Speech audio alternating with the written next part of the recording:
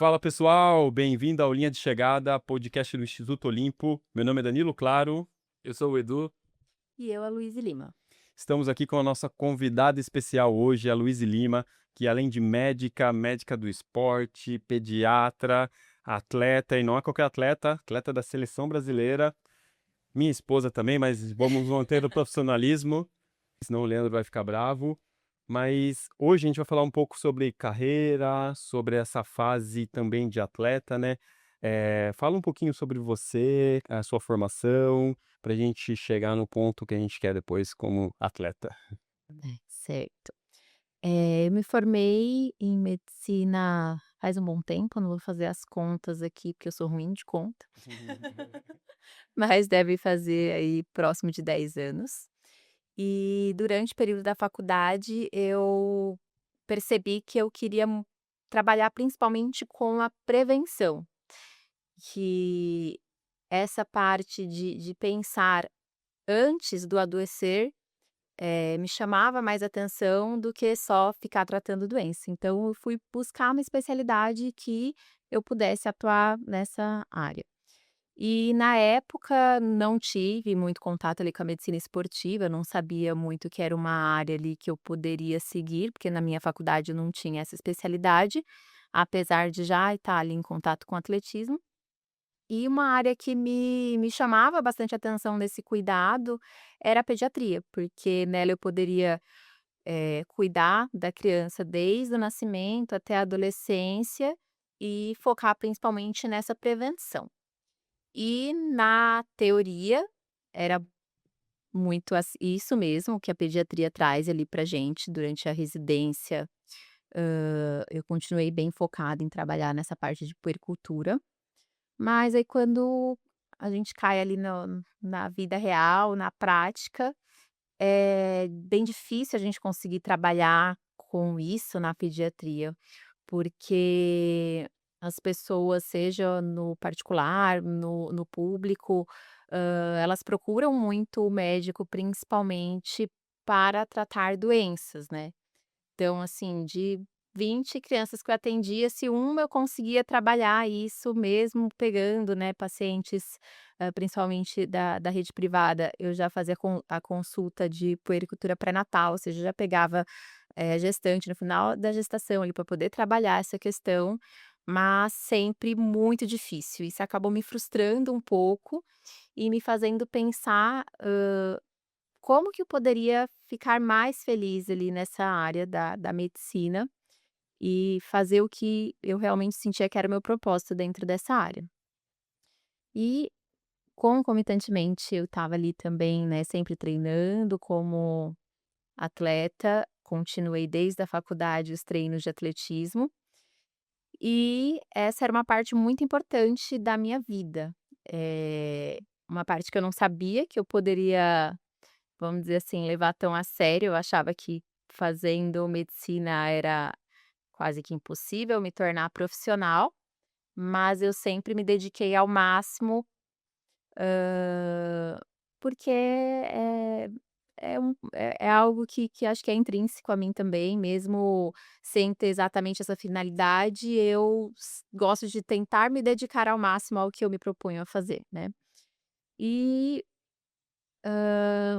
estando ali sempre em contato com o atletismo, eu comecei a perceber que eu seria interessante tentar conciliar essas duas partes, né, a medicina e o esporte. Meu marido tem uma clínica, um instituto que, trabalha a medicina integrada, né, juntando todas as especialidades, físio, nutri, hã, ortopedia, medicina do esporte.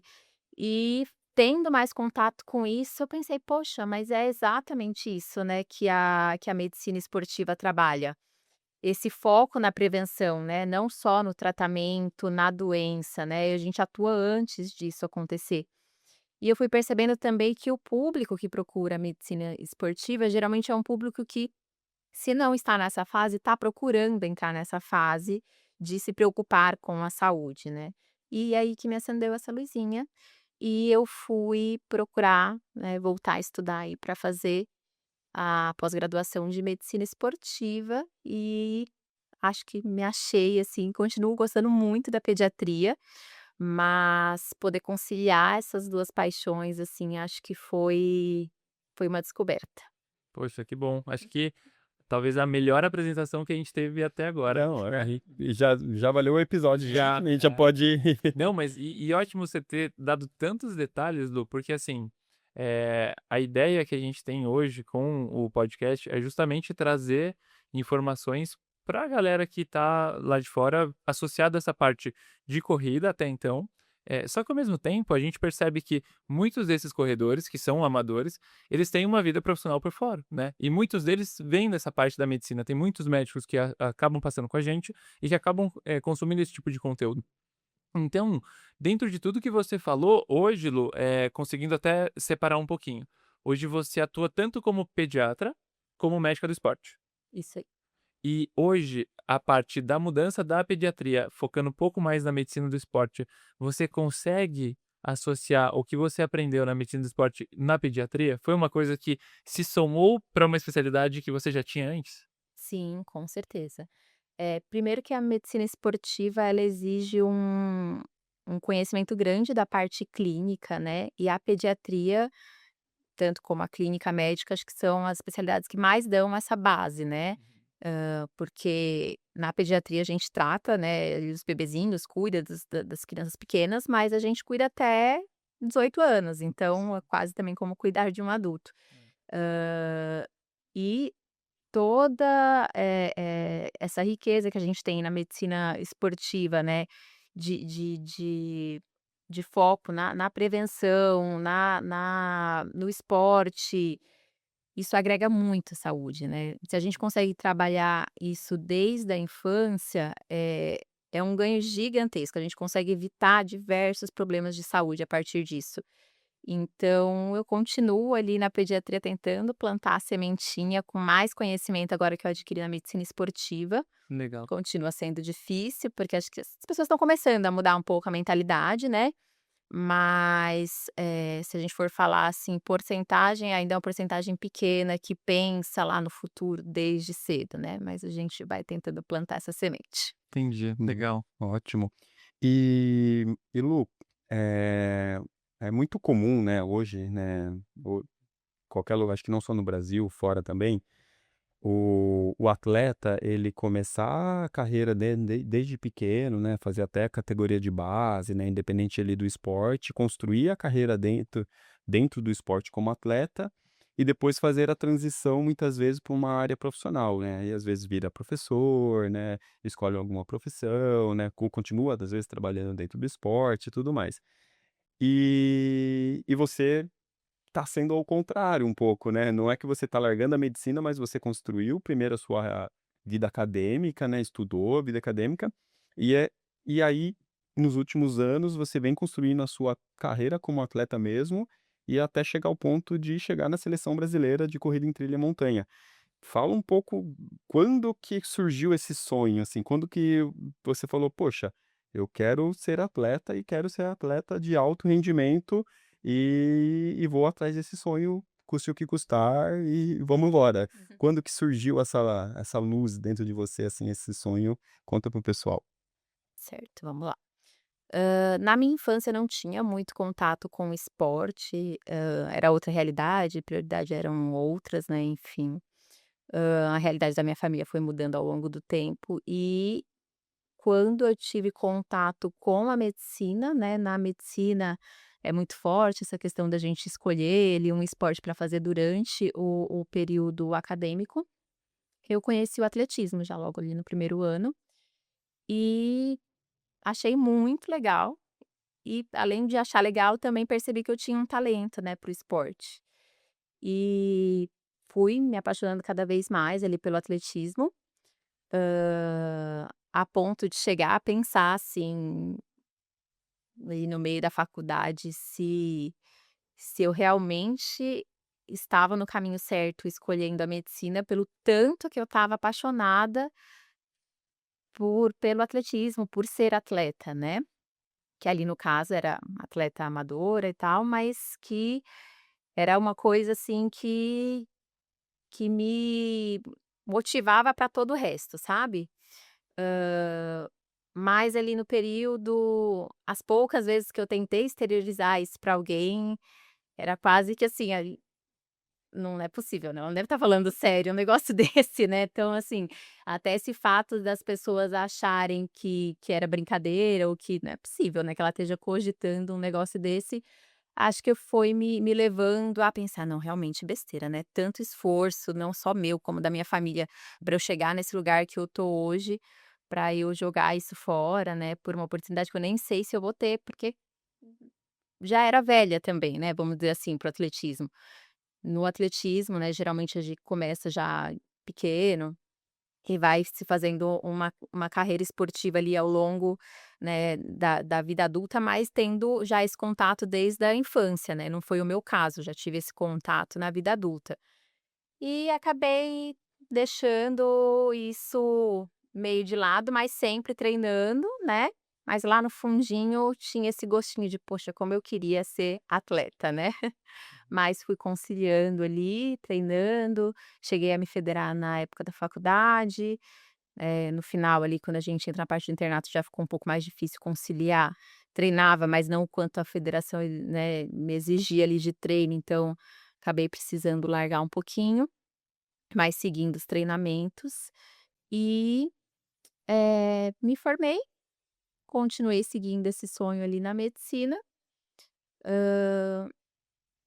Acho que eu nunca parei para pensar muito a respeito, mas eu acho que talvez o eu acordei, acho que talvez para essa questão de do quanto isso era importante para mim quando eu tive miocardite, que é uma doença que afeta o coração, né, uma inflamação no coração, e, eh, acompanhando ali com o cardiologista, como estava ali uma cicatrização um pouco mais lenta, né, ele chegou a cogitar que talvez eu fosse interessante eu não voltar a correr com a intensidade que eu corria, não deixar de fazer, claro, atividade física, né, porque isso é recomendado, né, para todo mundo, mas que talvez fosse perigoso eu, continuar correndo naquela intensidade. E para mim foi assim, eu fui para o chão, né, eu falei: "Não, não tem essa possibilidade não existe, eu não sei viver sem isso, né". Foi isso quanto tempo, Lu, que foi diagnosticado da miocardite? Você lembra? Foi na pandemia, então acho que uns 4 anos, talvez, 2021 para 2022, talvez? Por aí. Por aí, por aí, por aí. foi. E aí precisei ficar 6 meses sem fazer absolutamente nada, né, porque estava ali, né, em tratamento, e aí depois volta devagar, enfim, foi um ano de processo entre alguns meses parada e uma reabilitação bem devagar, para não ter nenhum prejuízo ali.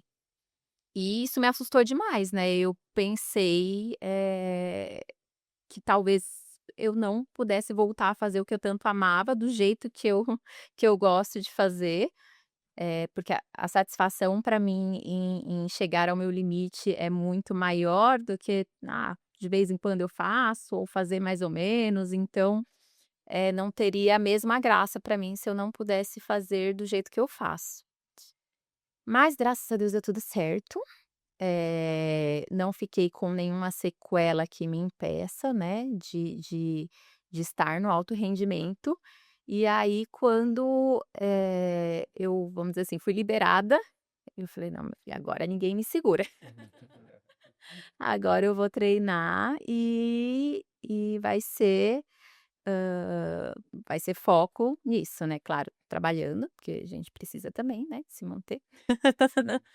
Mas acho que ali talvez não estava pensando ainda que seria possível chegar nesse nível, mas ali que eu abri os olhos para o quanto realmente isso era importante.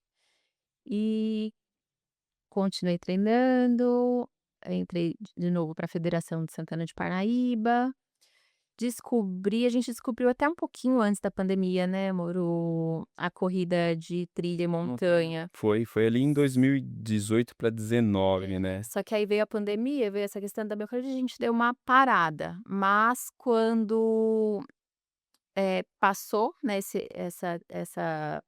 período da pandemia, a gente voltou para corrida de trilha e montanha e descobrimos um mundo assim que, nossa, Mas maravilhoso. esse é um bom ponto, assim, um bom gancho, porque, sim, você falou que veio do atletismo Uhum. e que, como eu já sei também, mas pro pessoal saber, de provas curtas, né? Isso. E aí, das provas curtas, hoje você é uma atleta da seleção brasileira de corrida de montanha, a gente pode definir assim? Corrida de trilha e De corrida montanha. de trilha e montanha, Isso. de longas distâncias, Isso. né? É. E Pensa. como foi essa transição? Porque você saiu de um círculo que você dava a volta Aham. pra ir pra uma rua, pra um asfalto, pra parar agora numa corrida de trilha e montanha. Conta um pouco, pra todo mundo saber, quais são as particularidades que você acabou enfrentando e o que você abriu mão Uhum. para o que você queria ter, assim, porque, né, você saiu de uma rotina muito diferente da que você tem hoje. E aí, provavelmente, a gente vai poder passar um pouco por ciclos de treinamento, rotinas de treino, o que você dá mais valor para hoje do que você dava antigamente. Então, algumas particularidades das pessoas que se enxergam talvez nessa mesma transição do tipo, poxa, eu quero experimentar a corrida de montanha. Só que ao mesmo tempo, poxa, deve ser legal correr atletismo no indoor assim também, né? Então, vamos falar um pouco disso. Como foi essa transição para você, Lu? Apesar de quem corre na rua, né, ou enfim, corre 5, 10K, meia maratona, quando a gente fala de 800, 1.500, tem a impressão que são provas curtas, que são provas, né, de Tiros, né? velocidade, São Só que tiros. na verdade elas se enquadram no atletismo, na verdade, em provas longas, elas já são consideradas quase que ali uma transição para o endurance, né, mas a gente não considera provas de velocidade, né. O 400 ali é o divisor de águas, vamos dizer assim, e as provas principais minhas, que eram 1.500 e o 800, elas querendo ou não já eram consideradas ali como provas longas, dentro da pista, né. Então, mudou bastante, mas também não mudou tanto assim, não é como se eu tivesse saído dos 100 metros para 10, 20, 30, enfim. Mas na época do atletismo, eu tinha quase que uma certeza que eu não gostava de correr 10K, 21, maratona então, meu Deus.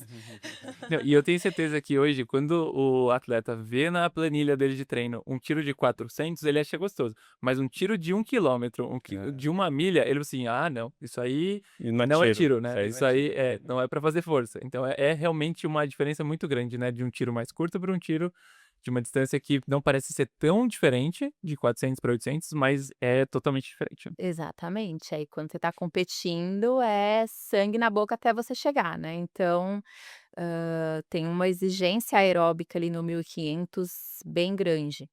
Então essa parte a gente já, vamos dizer assim, que trabalhava no atletismo.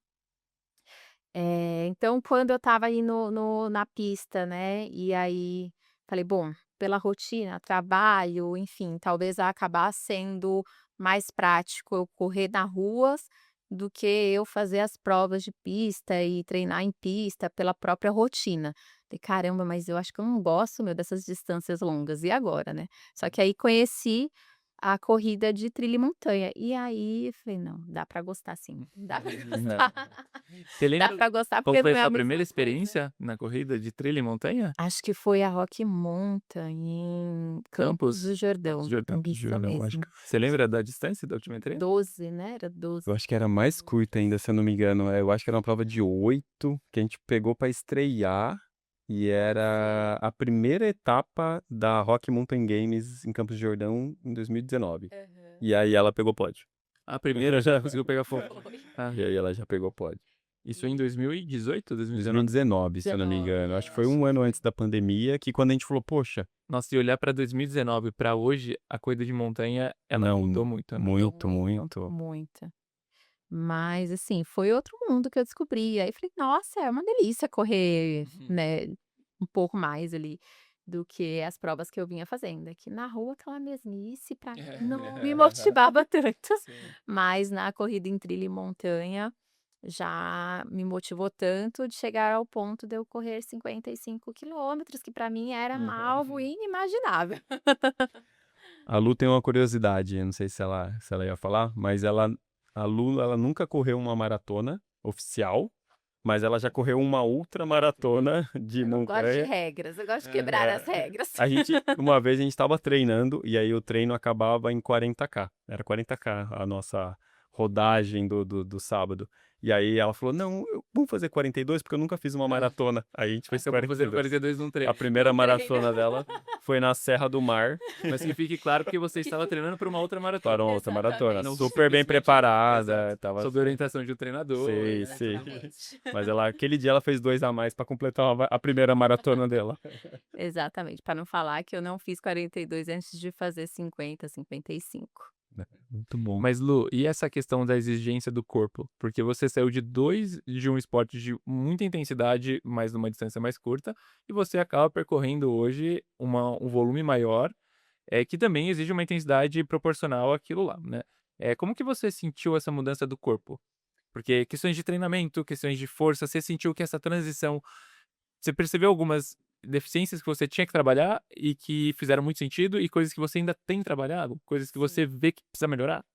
Sim, com certeza. Às vezes me perguntam, né: "Ah, você acha que, teve mais, né, risco de lesões aí quando você aumentou, né, que aumentou o volume, hã, do que quando você fazia, né, as provas mais curtas?" Mas na verdade eu tinha mais lesões quando eu treinava as provas mais curtas do que agora que eu treino para essas provas mais longas. E aí acho que diversos fatores, né, não dá para atribuir isso a um fator só.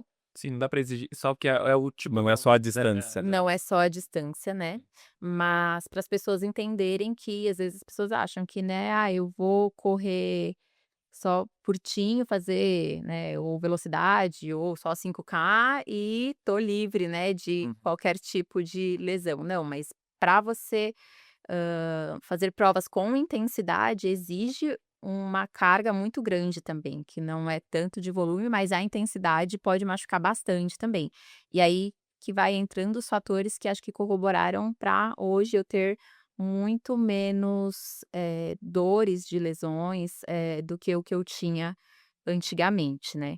Então, apesar de estar fazendo faculdade de medicina, de ouvir a importância de certas coisas, eu comecei a dar mais valor isso, hã, com o passar do tempo, depois de mais velha mesmo, porque no começo a gente só quer treinar e pronto. "Ah, físio é importante, alimentação é importante, recuperação é importante", mas, tá, não preciso disso, eu dou Sim, conta, né, a gente acha que dá conta. E eu acho que isso que acabou contribuindo muito para essa mudança. Hoje em dia eu me preocupo muito mais com a questão do sono e posso também, né, porque na época da faculdade muitas vezes, dá conta de estudar, treinar, eh, a gente acaba dormindo pouco mesmo e hoje em dia tem essa possibilidade de conseguir, me reorganizar para ter isso como uma preocupação. Alimentação, né, é algo também que faz um tempo já que eu me preocupo mais com isso, mas no começo da faculdade, não era uma preocupação tão à risca assim. Respeitar, né, o corpo, porque atleta também é um pouco teimoso, né, então a gente acha que: "Não, não precisa descansar hoje, não preciso fazer mais leve esse treino, Não preciso fazer mais 2 não quilômetros, preciso". né, pra fechar uma maratona. Exatamente. Mas aí com o passar do tempo a gente vai aprendendo e olhando para trás eu consigo ver o quanto isso fez diferença, porque minha faculdade toda eu tive, periostite e 2 fraturas por estresse durante o período da faculdade, mais uma depois, logo que eu acabei. E hoje em dia já faz anos que eu não tenho nada disso, então é importante esse lado. Não, muito bom. E Lu, você falou um pouco, né, da sua carreira, né, desde a faculdade, o atletismo, né, aí a pediatria, aí depois veio a medicina do esporte e essa transição e sonho, né, de buscar ali ser atleta. E aí o ano passado, 2025, veio a grande chance de disputar um campeonato brasileiro de corrida em trilha de montanha, né? e que valia a vaga pro Mundial e pro Pan-Americano né, pela seleção brasileira, pela CBAT, né, oficial, assim. Conta pra gente como que foi ali o brasileiro, né, a chance que apareceu e você conseguiu se inscrever, né, tinha um critério, né, para se inscrever lá. E conta pro pessoal e como que foi essa experiência e depois como que foi a experiência da seleção brasileira. Sim. Depois, né, de alguns anos, resolvi focar realmente ali mais na corrida em trilha e montanha, não que eu não faça uma ou outra provinha ali de rua, ou regionais, todo ano eu faço questão de participar, porque Santana de Parnaíba foi um clube que me acolheu, então é algo que sempre que eu posso eu faço questão de participar, mas no geral eu estava me dedicando, assim, quase que exclusivamente à corrida de trilha e montanha. E comecei a ver que estava mudando ali o cenário, né, de, ter uma valorização maior do esporte, da CBAT, colocar de volta esses campeonatos que já tiveram, né, há um período ali atrás, ficou um tempo sem ter e agora voltou, né, a ter essas competições.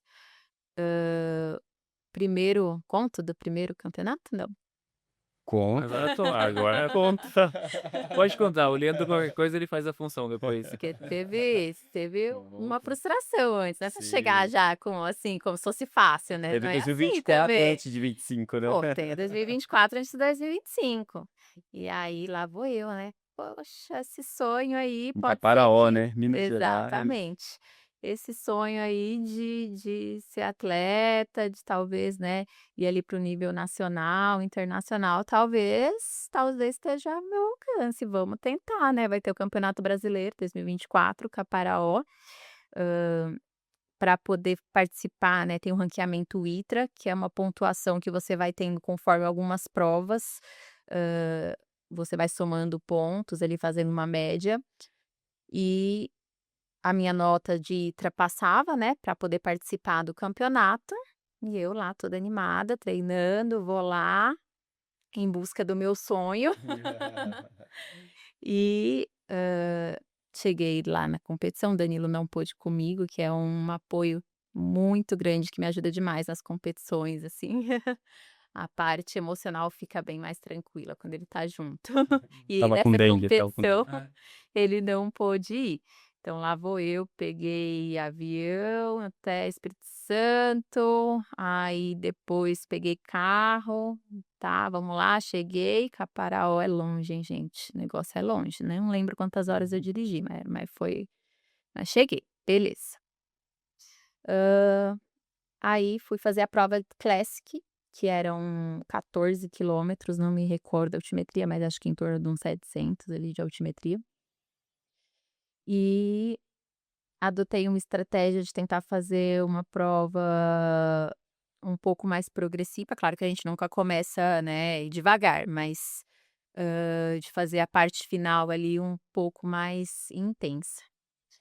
E quando chegou no terço final da prova, que é a parte ali que eu falei: "Agora vai tudo que tiver, não quero saber de mais nada na minha frente", engatei e fui.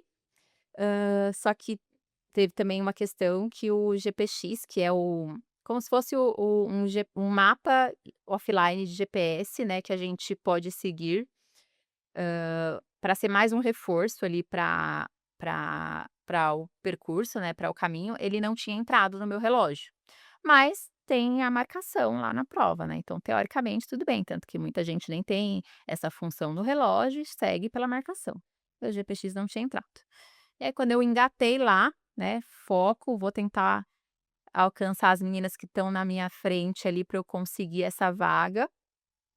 Estava atrás da menina que estava ali na terceira, que seria a última vaga que eu poderia pegar, né, primeira e a segunda e a terceira que iriam para o sul-americano.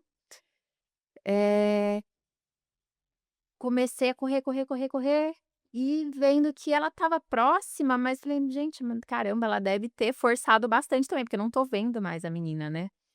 E quando eu cheguei perto ali da arena, sem ter visto, né, essa pessoa que estava perto de mim e as outras meninas estavam na frente, que eu comecei a me tocar que poderia ter alguma coisa errada. Só que aí já estava lá na chegada, né, não tinha o que fazer e eu só ia descobrir a hora que eu descobrisse mesmo. Tinha que chegar primeiro. Tinha que chegar para eu descobrir. E aí a hora que eu passei na largada, que anunciaram que eu era a primeira, aí eu: "Puts, não tem como eu ser a primeira, porque eu não passei as meninas". Aí eu entrei em choque, em choque, em choque. Entendeu? Falei: Foi. "Puts", era a certeza que realmente tinha alguma coisa errada. Você pegou o caminho errado. Não, até hoje eu não sei aonde foi que eu peguei algum caminho errado ali, foi bem na parte final, e estava tão focada em só dar meu máximo que eu realmente só vi a hora que tinha chegado ali. E fiquei uns bons segundos meio em choque, não conseguia falar, as pessoas: "É, primeira, primeira", e eu só balançava a cabeça, falava que não, e ninguém sem entender, as pessoas sem entender o que que tinha acontecido. Eu brigando com o árbitro, falando que eu não era a primeira, e ele sem entender, meu Deus do céu, né, a pessoa não quer ser a primeira. Até eu conseguir me fazer entender, demorou um pouquinho. E aí, quando chegaram as outras meninas, que a gente comparou o relógio, foi ver que realmente eu tinha saído ali no final do percurso. E esse foi meu primeiro DNF da história, DNF mais triste da minha carreira esportiva. Fiquei um mês deprimida por conta disso, falando: "Meu Deus, que eu não teria ficado tão chateada se eu tivesse sido a última", É. mas, assim, quando acontece isso, né, você é desclassificado, é regras do jogo, né. Então, assim, teve o primeiro campeonato, né, que na verdade não é bem primeiro, teve alguns anteriores, mas o primeiro após essa retomada da CBAT ali, meu nome não estava lá, porque teve Não, essa questão. assim, se perder é uma sensação ruim, né. Muito ruim. Não, É e uma sensação de que eu falo isso porque eu me perdi uma vez numa prova. Cara, eu terminei a prova, tipo, eu não vou ser atleta profissional nem nada, tipo, mas eu fiquei me cobrando, disse: "Poxa, cara, você só tinha uma coisa pra fazer, não era ganhar a prova, é só seguir o caminho". E eu fui lá e me perdi também. Eu falei assim: "Poxa, eu me senti estranho também", é um sentimento é bom pra gente estar um pouco mais atento, assim, né. Exato, aí tanto que hoje em dia eu testo o GPX 10 vezes, eu só entro se porque tem algumas provas que não fornecem, né, eu só entro sem GPX se não tiver, porque depois disso, as pessoas às vezes falam: "Ah, não, tranquilo, não precisa", não precisa, Preci porque eu não vou passar por isso de novo. não, e teve o desespero de perder a prova e teve imagina o desespero ético também, É. né, porque ela Até as pessoas entenderem entender, que tipo, que foi uma ela coisa não Sim. proposital, infelizmente É, por isso que aconteceu. a hora que eu consegui voltar a falar, porque eu fiquei uns bons segundos ali em tela preta, até a médica do evento veio que achou que eu estava passando mal, eu não estava passando mal, eu estava só, tipo assim: "Eu não tô acreditando que isso aconteceu". Mas a minha primeira preocupação, na verdade, foi essa, porque, assim, para mim é algo que é muito importante, né, eh, é não agir de forma, não agir de forma ética, para mim é algo que Não quebrar as regras do as jogo, né. regras, exatamente. Então, assim, para mim isso é inaceitável, então foi a minha primeira preocupação. E aí depois que ficou tudo esclarecido, aí eu só fui chorar lá no meu cantinho. Aí passei um mês deprimida, mas aí levantei a cabeça, falei: "Não, bola para frente". E aí surgiu uma coisa que eu falei assim: "Preciso também me preocupar com isso", parte da saúde mental. Que eu também, né, a gente como médico, trabalha na área da saúde, sabe da importância, mas a gente às vezes vai deixando de lado, né. E eu falei: "Não, preciso cuidar mais disso, né". Não dá também só para eu ficar me punindo, punindo, porque, ai, eu devia ter, né, me atentado mais, eu devia ter feito isso e não, né, bola pra frente, vamos ver o que que a gente pode fazer, né, para isso não acontecer de novo. E aí que eu comecei a fazer terapia também, que foi outra coisa que me ajudou bastante desde então. E aí, falei: "Bom, 2025 se tiver, vou estar lá de novo e vou tentar de novo". 10 vezes mais frio na barriga do que da primeira vez, porque eu falei: "Meu Deus, e aí você acha que tudo vai acontecer com você de novo, né?". Falei: "Não, se acontecer a mesma coisa de novo, né, não é possível". Eh, mas fui Inclusive, fui para 2 provas, né, fui para o uphill e o classic, estava meio na dúvida se ia para uma só, se ia para 2, se ia me atrapalhar ou As não. duas davam vagas pro... As 2 davam vaga. Os 3 primeiros de cada categoria de distância davam vagas para seleção, né? Aí só um ponto, o uphill, né, para quem não conhece, é uma subida longa, né, de uns 5K mais ou menos, né? Tem todas as regras lá para ser considerado uphill, mas imagina que você larga embaixo, termina em cima, tem que ter um ganho ali próximo de 1.000 e uns 5 quilômetros, ou seja, é um tiro de 5.000 para cima. Uma subida. E era na sexta tarde, né? E o Classic, que é, vamos dizer assim, a distância, entre aspas, curta do trail, que é mais ou menos ali entre 14 quilômetros, porque tem a short que é 40 e a long que é uns 80 aproximadamente. Então ela foi pro uphill na sexta e pro Classic No sábado. no sábado. Isso aí. E aí, fui pro uphill e fui e falei assim: "Bom, não é uma prova que eu tô acostumada a fazer, eu gosto de subir, mas eu não tinha muita experiência, né, nessa prova. Mas falei: "Já que eu tô nela, eu vou arriscar mesmo, vou com tudo e ou vai ou racha". E aí rachou. Não rolou. Não rolou. Não rolou, deu ruim. Me joguei mesmo, saí forte, quebrei e bola pra frente. Falei: "Bom, só torcendo, né, pra não ter me atrapalhado", e depois eu fiquei até pensando: "Ai gente, será que eu tinha que ter feito só o classic? Será que não não vai me atrapalhar, né, para o dia seguinte?".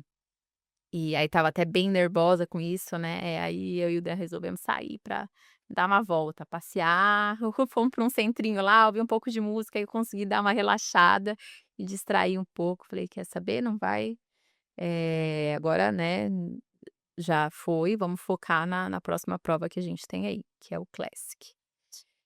E aí fui pra prova no Não, dia peraí, você não vai contar? A gente foi Ah, jantar, meu a Deus, gente eu foi tinha jantar, esquecido. jantou, relaxou, dando tudo Estava certo. super feliz que tinha conseguido relaxar. Meu, foi descer a escada do restaurante, o restaurante ficava no segundo andar, descendo a escada, do nada, Do nada. do nada, ela torce o tornozelo. Tipo assim, Sério? torcer de quase que se esborrachar, Quase bater sentar e até. chorar. Tipo, a hora que eu vi essa cena, eu falei, nossa, que final de semana. Agora eu vou ter que fazer, sei lá, mágica aí nesse tornozelo pra acalmar a menina. Nossa, foi isso mesmo, sentei e chorei, acho que eu fiquei uns 10 minutos chorando lá na escada do restaurante, ninguém devia estar entendendo nada, né. Não, me esborrachei do nada, estava lá toda feliz, agora eu tô relaxada de novo, né, vamos pra pousada que agora eu tô bem". E torci o tornozelo e fiquei lá chorando, chorando, chorando, chorando, chorando. Depois de uns 10 minutos levantei, e e aí tem muito uma questão de a dor ela não é só física, né.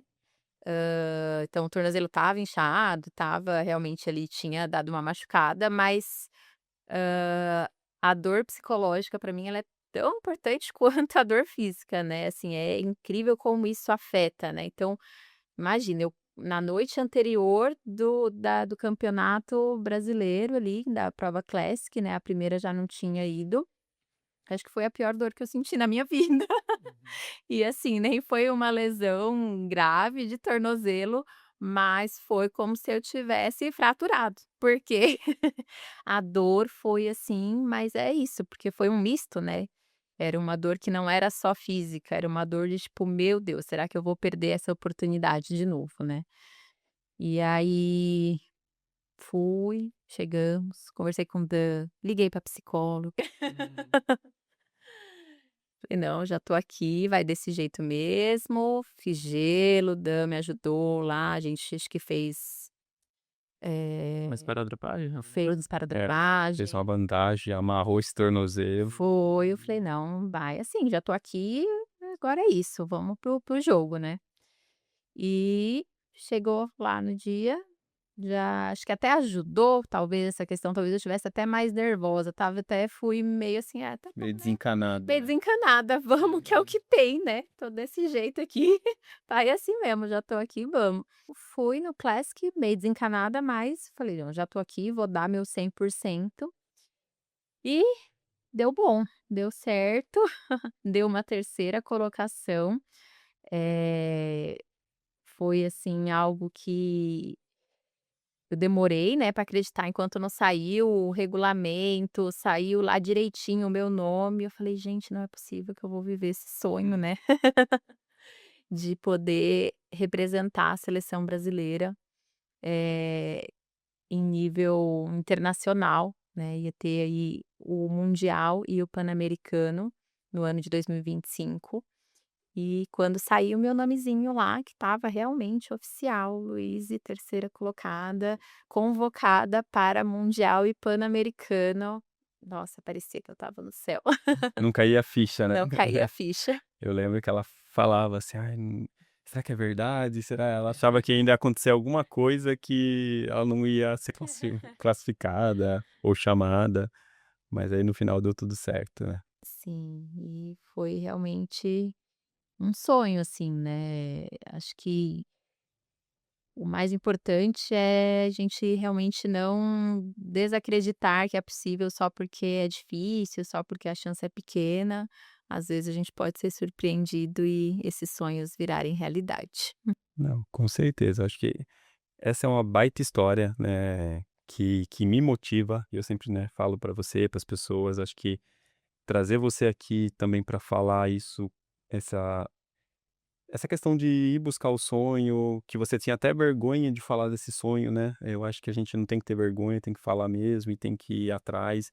E você lá atrás foi buscando isso e realmente chegou.